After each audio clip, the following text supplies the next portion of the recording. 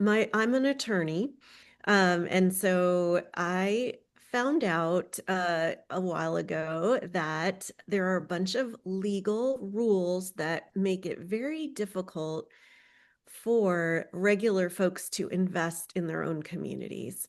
And they're called the securities laws. And most people, even lawyers, don't know much about securities law. So about 20 years ago, with Michael Schuman, who's an amazing activist in this space, we really set out to figure out like what are these laws? Why is it that they are such a barrier for most people to be able to invest in the things that they care about? And what can we do about that?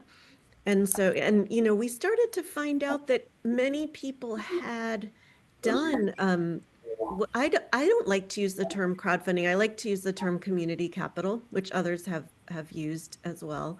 Basically, anytime you bring in investors that are very diverse, they're not the usual suspects, they're people from your community, they may or may not be wealthy, and this had happened before, obviously, as Stephen mentioned, this is the traditional way that people have ever gotten anything done. But in the past several decades, we've been told, oh no, that's not the way things happen. You must bring in a professional investor and and they must be an accredited investor. But I realized that people had done it recently. And one of my favorite examples is that in 1984, a very small Vermont-based ice cream company raised about $750,000 from residents of Vermont. The minimum investment was something like $121, and they raised enough to start their first factory, and they became huge. The people who invested ended up making decent money because they went public. Ben and Jerry's, a very amazing company that to this day is fighting to continue to be values driven. Unfortunately, their story ended a little sadly when they were acquired, but they're fighting to get unacquired right now. Anyway, so I started to see that, oh, this has been done before. It can be done under existing law, and let's change the law to make it easier, to make it more mainstream. So Michael Schuman and I both got involved with trying to change the law. We did get a new law passed in 2012 called the Jobs Act.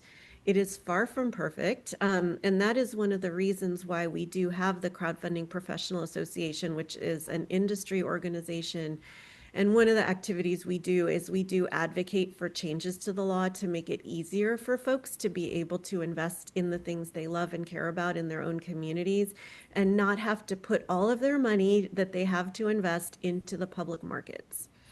So, right now, most people who have money to invest, and sadly, fewer and fewer people in our country have enough money to invest anything, but I think we still do have a majority of residents of our country that do have investments somewhere, maybe through a retirement account or a E-Trade account. Almost all of that money is invested in the public markets, Wall Street companies. And when you invest in Wall Street, and mostly this is because that's the easiest place to put your money, in part because of these laws.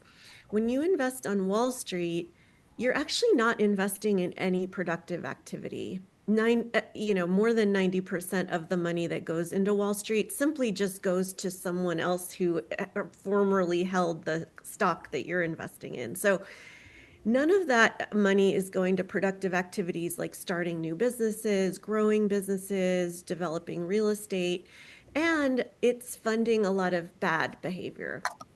So imagine if we could invest in our own communities and fund productive activities. So that's what I've been working on for about 20 years, is trying to make that happen. And I have come to believe that doing things at the local level is really key because we don't have a culture in our country. There are groups of people, like Steve said, that do invest in each other, but for the vast majority of us, we're not used to making investments in our own community and small businesses that we love and initiatives that we care about. And so we really need to grow that culture. And I believe that has to be done face to face. So I believe that with four key pillars, we really can start to move the needle and see money flowing. So, number one is really having the infrastructure, which is technological and financial. And so, with the Jobs Act, we do have these crowdfunding portals, but they're far from perfect. There's many issues with them, both because of the regulatory issues and also because of the incentives that are built in for those who run the portals. I've seen many amazing portals go out of business or get acquired because the economics for a mission-driven portal just didn't work.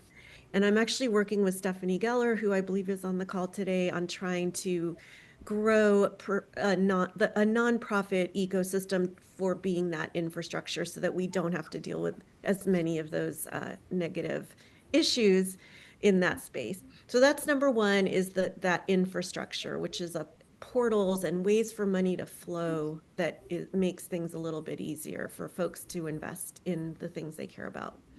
Number two is a physical gathering space, an actual building where people can come together, meet each other, learn about what it means to be a financial activist, meet businesses that are currently raising money. And I'm in Baltimore, Maryland, and I've bought a building here that will be a home for that movement here in Baltimore, and hopefully we'll be able to replicate that in other communities. And then, of course, a lot of support for the small businesses who are trying to raise the money. Raising money from investors is a big deal. I've done it myself 5 times. I've had hundreds of investors in both equity and debt in the businesses that I've raised money for. It is very challenging to raise the money and then to deal with the ongoing, relationships, payments, reporting, et cetera. So we really need to help small businesses get comfortable with all of that.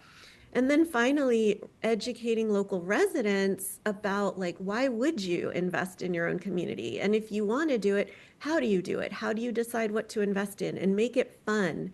Get groups of people together who live in Baltimore, in my example, to evaluate different investment opportunities and decide together as a group over coffee, over drinks, like, what do we want to invest in?